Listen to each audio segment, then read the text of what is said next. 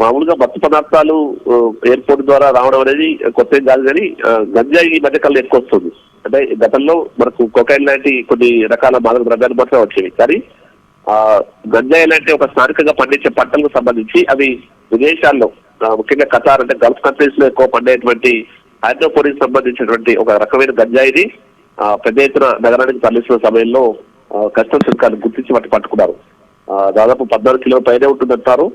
కిలోకు ₹1,00,00,000 పైగా విలువ చేస్తుందని చెప్తారు. కాబట్టి దాదాపు 14 కోట్ల వరకు కూడా రేటు ధర పలకవచ్చని కూడా వారు అంచనా వేస్తున్నారు.